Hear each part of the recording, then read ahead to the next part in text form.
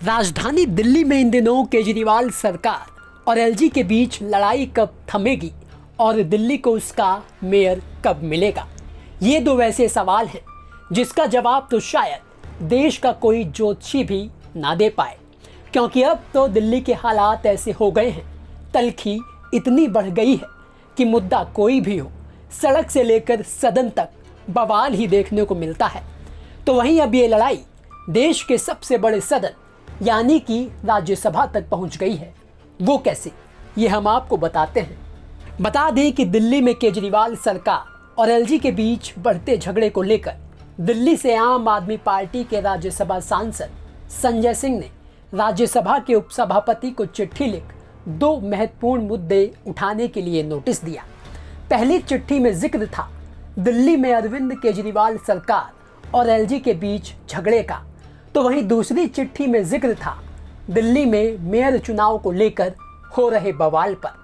अब इन दोनों चिट्ठियों में संजय सिंह ने क्या लिखा वो हम आपको बताते हैं। दरअसल पहली चिट्ठी में संजय सिंह ने केंद्र सरकार और एलजी पर दिल्ली सरकार के संवैधानिक अधिकारों का हनन करने का आरोप लगाते हुए लिखा, पिछले कुछ महीनों से दिल्ली सरकार का कामकाज बुरी तरह प्रभावित हो रहा है। केंद्र सरकार और उपराज्यपाल द्वारा राजनीति से प्रेरित द्वेषपूर्ण कार्रवाई और असंवैधानिक हस्तक्षेप लोकतांत्रिक व्यवस्था को कमजोर कर रही है।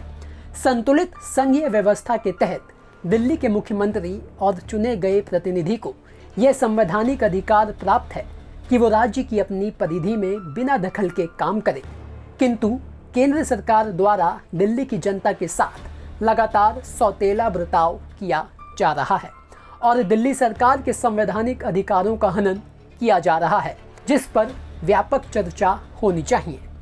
तो वहीं अपनी दूसरी चिट्ठी में संजय सिंह ने दिल्ली में मेयर चुनाव ना होने का जिक्र करते हुए लिखा, दिल्ली नगर निगम चुनाव हुए 2 महीने से ज़्यादा हो गए हैं, जिसमें आम आदमी पार्टी ने बहुमत हासिल किया है। 250 वार्ड वाली एमसीडी में आम आदमी पार्टी को 134 सीटें मिली हैं।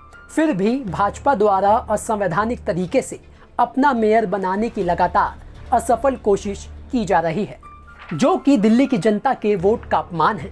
दिल्ली नगर निगम में मेयर और डिप्टी मेयर पद का चुनाव अब तक 3 बार अलोकतांत्रिक तरीके से उपराज्यपाल द्वारा टाला जा चुका है।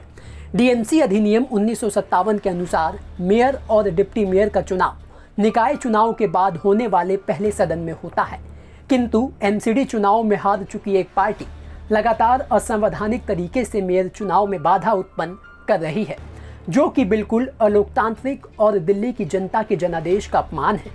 वहीं दूसरी तरफ पीठासीन अधिकारी द्वारा मेयर के चुनाव में मनोनीत पार्षदों को मतदान अधिकार दिया गया है, जो कि डीएमसी अधिनियमों के विरुद्ध है। महोदय, एक तरफ अरविंद केजरीवाल जी की गारंटी पर भरोसा करके दिल्ली के लोगों ने एमसीडी में सरकार बनाने के लिए आम आदमी पार्टी को वोट दिया है, तो वहीं 15 सालों तक एमसीडी में भ्रष्टाचार करने के बाद अब भाजपा साजिश करके मेयर के चुनावों को भी रोक रही है। अतः आपके माध्यम से सरकार से अनुरोध करना चाहता हूं कि दिल्ली की जनता के जनादेश का सम्मान करते हुए संवैधानिक तरीके से मेयर और डिप्टी मेयर का चुनाव कराने की कृपा करें।